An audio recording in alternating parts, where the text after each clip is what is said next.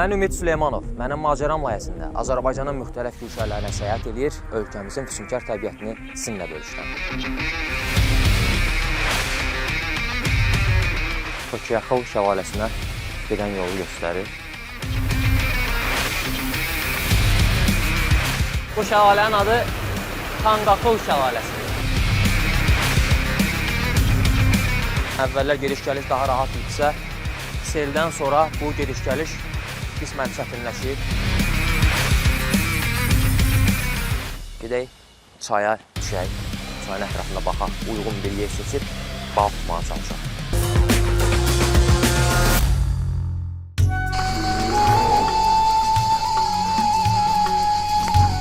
Mən Ümid Süleymanov, mənim macəram layihəsində Azərbaycanın müxtəlif güşələrinə səyahət edir, ölkəmizin füsunkar təbiətini sizinlə bölüşürəm.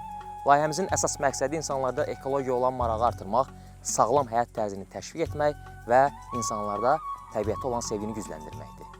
Eyni zamanda dağçılıq, alpinizm, ekstremal idman növləri və təbiət yürüyüşləri kimi sağlam fəaliyyət növlərini təbliğ etməkdir.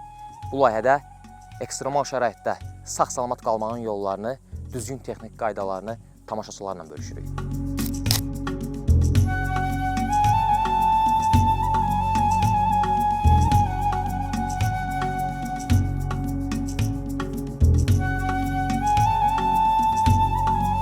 Bugün Azərbaycanın ən sirli və ən yaşıl bölgələrindən biri olan Lerikdəyik. Qarşımızda isə Talış dağlarının qoynunda, sıx meşələrin arasında gizlənən möhtəşəm Tokiyaxıl şəlaləsi dayanır. Təbiətin yaratdığı bu əsrarəngiz gözəlliyə doğru yol alırıq. Macəramız şəlaləyə aparan maraqlı və çətin yürüyüşlə başlayır.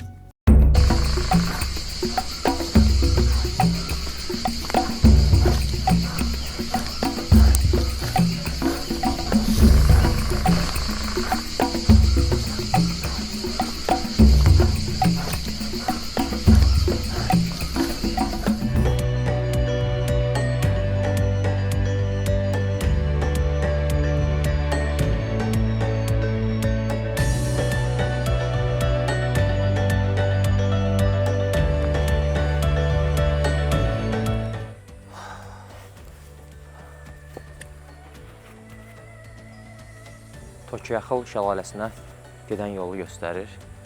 Yaxşı bu işarəyə rast gəldik, amma yuxarıda iki dənə yol var idi. Həmin yerdə işarə yox idi. Bizə də bildirmişlər ki, sağ yolla gedərsiniz. Biz aşağıdan düşdük və bura qədər düz gəldiyimizi artıq bildik. Təxminən piyada marşruta başlayacağınız nöqtədən bura qədər 1 kilometr məsafəni artıq qət eləmişik. Təxminən şəlaləyə gediş-gəliş hardasa 6 kilometrlikdir. Artıq buradan təxmin eləmək olar ki, şəlaləyə qədər 2 kilometr məsafə qalır.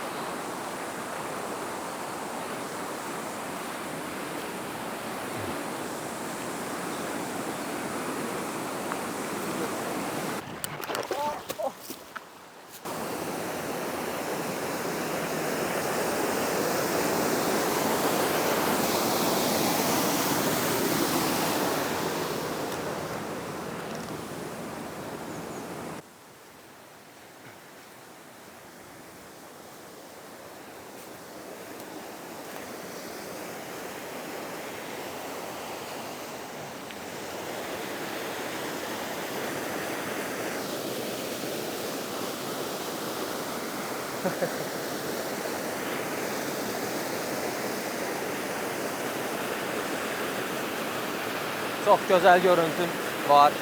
Möhtəşəm mənzərəli bir yerdəyik. Bu şəlalənin adı Tanqaxıl şəlaləsidir. Kənd sakinləri bura Tanqaxıl şəlaləsi deyir. Daha çox sərinlənmək üçün istifadə olunur. Burada kənd uşaqları gəlirlər, yay aylarında sərinlənib gedirlər. Kənddən bu şəlaləyə qədər təxminən 2 kilometrlik bir məsafədir. Marşrut orta asant demək olar. O da çətin deyil. Yəni, demək olar, hər kəs gələ bilər bura. Şəlalə isə Bidəzəmin ərazisində yerləşir və eyni adlı çayın üzərində yerləşir. Buradan isə yolumuz Tokyaqıl şəlaləsinədir.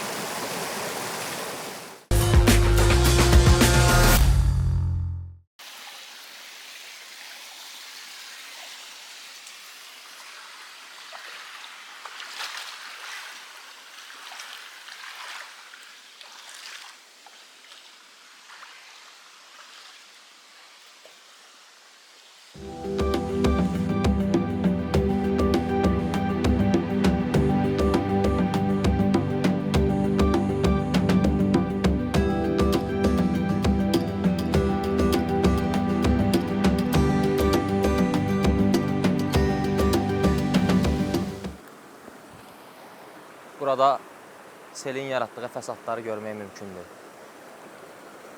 Yerli sakinlər deyir, daha da pis vəziyyətdə olub sel gələrkən. Ağacları aşırdıb, yollarda müəyyən maneələr yaranıb. Məsələn, əvvəllər gediş-gəliş daha rahat idisə, seldən sonra bu gediş-gəliş qismən çətinləşib. Yollarda belə maneələr yaranıb, bəzi yerlərdə ağac aşıb. Məsələn, qarşıda taxta körpü var. Sel gələndə onu da aşırtmışdıq, keçmək daha çətin idi və biz də ara-sıra çayın içindən keçməli oluruq.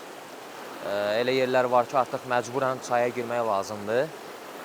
Belə məqamlarda da ayaqqabımızı çıxarırıq. İndi qarşıda yəqin ki, bir 50 metr, 100 metr gedəndən sonra yenidən ayaqqabımızı çıxartmalı olacağıq. Necə deyərlər, macəra düz yolda yox, meşənin dərinliyində, çayçı yollardan ibarətdir və biz də bu mənzərəli yollarla, qismən də çətin, ekstremal yollarla təbiətin izinə düşmüşük. İstiqamətimiz Tokyaqıl şəlaləsidir. Artıq bura qədər təxminən 3,5 kilometr məsafəni qət eləmişik. Buna səbəb biz yolda Tanqaxıl şəlaləsinə də keçdik. Ona görə də hərəkət marşrutumuz bir qədər də artdı. Yenə də istiqamətimiz Tokyaqıl şəlaləsinədir.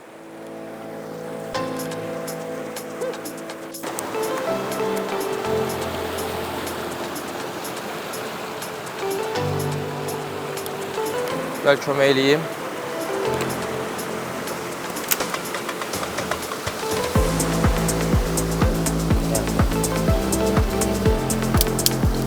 Yəni, tapma. Düyün düşüyor. O belə çətinliklər olur. Operasyonun başına gəldi. Gəl.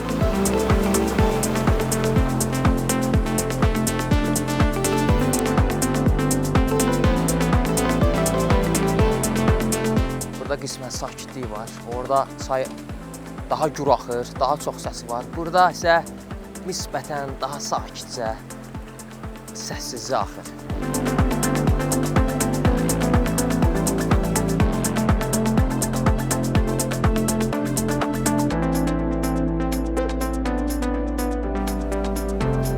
Burada isə artıq yağışın yaratdığı fəsadı görürük.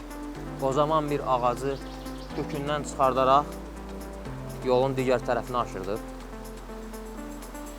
Amma buna baxmayaraq ağac yenə də təbiətə öz qatqısını qatır, yaşamına davam eləyir. Amma maraqlı bir görünüş də yaranıb burada. Bir körpü əvəzi istifadə eləmək olar.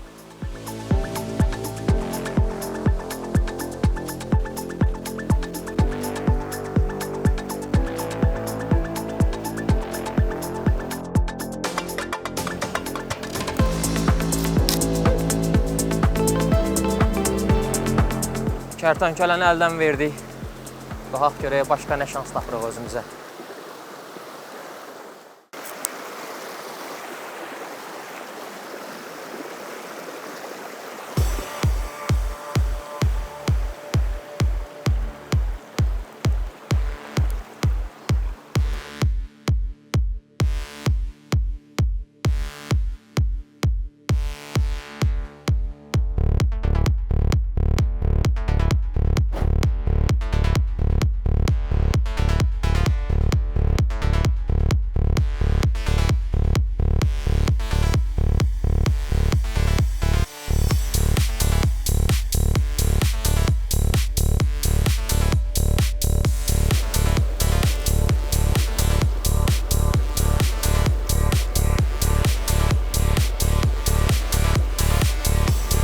Islanmışın yağışdan nə qorxusu? Demişdik axı, macəra bax, belə olur. Sayın içindən keçirsən, meşənin dərinliyində, kanyonun içindən, təbiət gözəlliklərini kəşf etmək istəyiriksə, görmək istəyiriksə, necə deyərlər, könlü balıq istəyənin quyruğu suda gərək. Ona görə də belə məqamlarda nəzər almaq lazımdır, keyfimizi pozmaq lazım deyil. Enerjimizi, əhval-ruhiyyəmizi yüksək tutmalıyıq. Və elə bu yüksək əhval-ruhiyyə ilə də yolumuza davam etməliyik.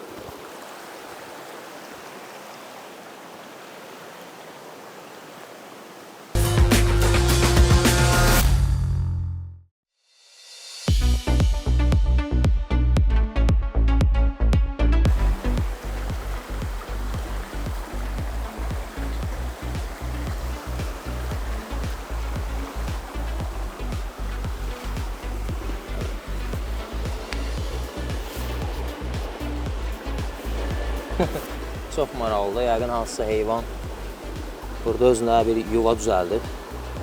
Amma hal-hazırda içində heç bir heyvan yoxdur.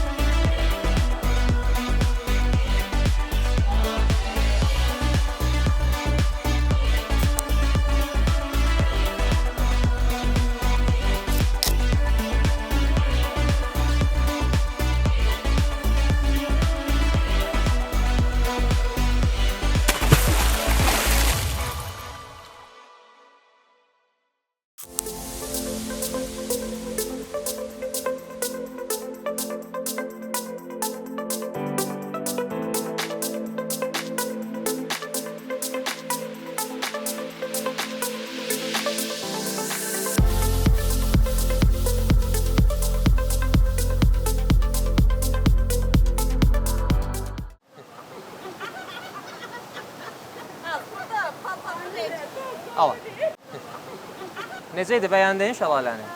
Xoş gəldi. Əziyyətinə dəyər? Onda kamera evdən əl elə. Biz sizə hardan baxa bilərik? İdman TV-dən mənim macəram verilişində. Ay, doğuda tevzilidir. Verilişə bilərik. Gələn həftənin bazar günü. Bizi göstərəcəklər. YouTube kanalında da baxa bilərsiniz. Mənim macəram. Sağ olun. Bizim çəkmə atamız var.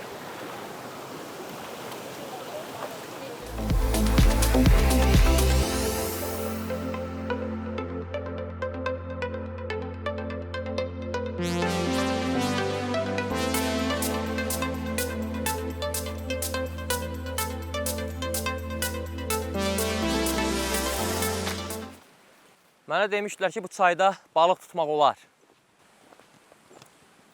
Sağalma uğrunda mübarizə aparan bir insan üçün çaydan balıq tutmaq çox maraqlı olar, eyni zamanda dadlı olar. İstəyirəm şansımı yoxlayım, balıq tutmağa çalışacağım. Eyni zamanda həm də belə bir şəraitdə çantamızda balıq tutmaq üçün əşyaları necə gəzdirə bilərik, hansı qablaşdırmadan daşıya bilərik, bizə rahat olsun.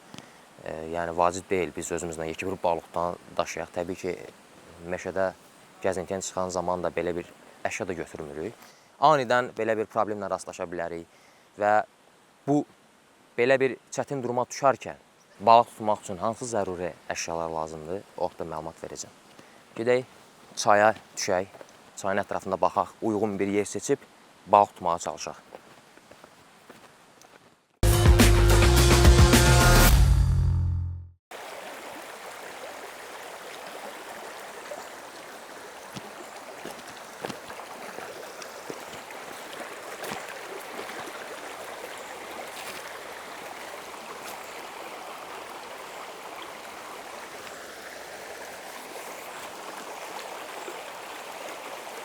Balıq varsa gözə görünməlidir.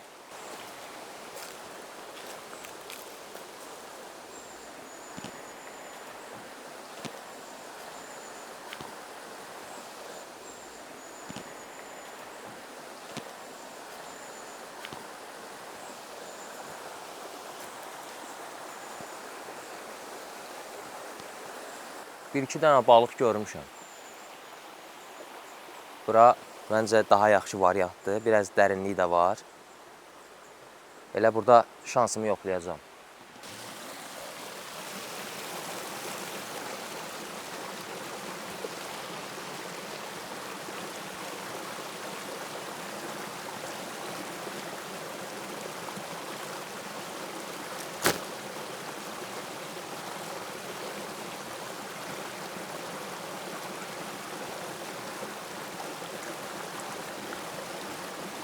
İndi isə özümə balaca bir ağac axtaracağam və balıq tutmaq üçün olan ipi ona bağlayıb qırmaları keçirib atacağım çaya.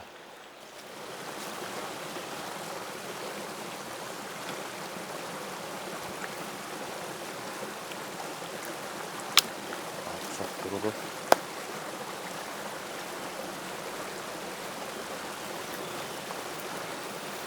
Bu kifayət eləyər məncə. Buna bağlayarıq, buna yoxlayarıq.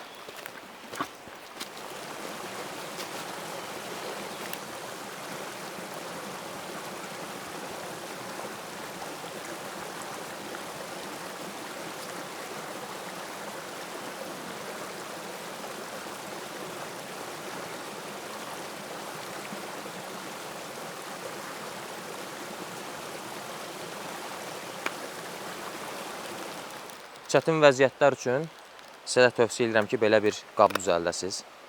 Belə bir qab alasınız və içinə bu formada düzəldəsiniz. Balıq tutmaq üçün ip, qırmaq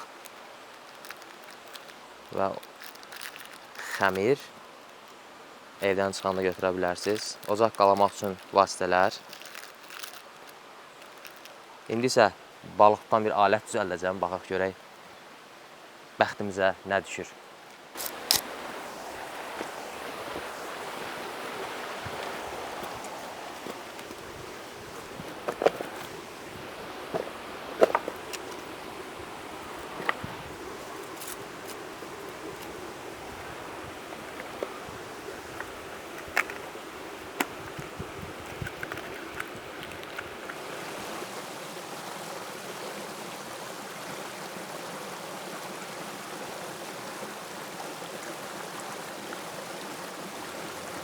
Balıq sapını qırmaya bağlamağın bir neçə yolu var. Onlardan birini sizə göstərəcəm. Məsələn, ipi bir dəfə belə keçirtdik qırmaya. Və bir neçə dəfə elə ipi bir-birinə doluyuruq. Bir 5-6 dəfəyə və ya 6-7 dəfə. Bir neçə dəfə dolayandan sonra təzədən gətiririk. Baş hissəyə keçiririk.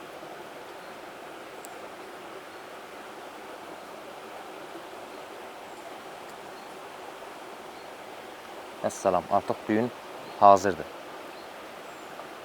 Bu hissəni də bıçaqla kəsib ata bilərsiniz və ya biraz qısa eləyə bilərsiniz. Artıq balıq tutanı demək olar hazırdır. Qırmanı bağladıq, qurğuşunu bağladıq. Bu da pavlov kimi tanıdığımız Azərbaycan dilində isə adı şamandıradır. Bunu da bağladıq. İndi digər hissəni də ağaca bağlayaq.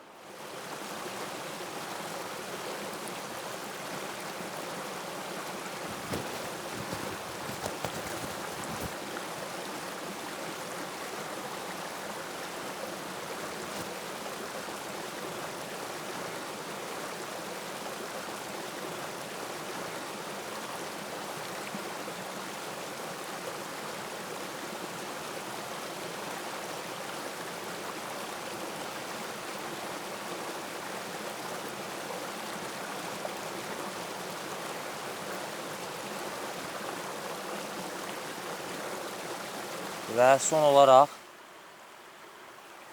xəmiri də keçirək qırmaya.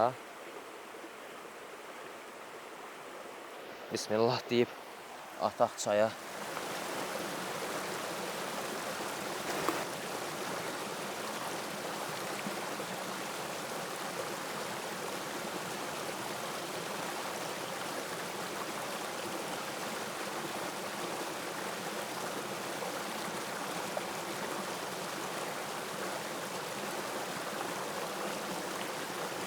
Artıq balıq tutan hazır vəziyyətdədir. Görək bəxtimizə nə düşür.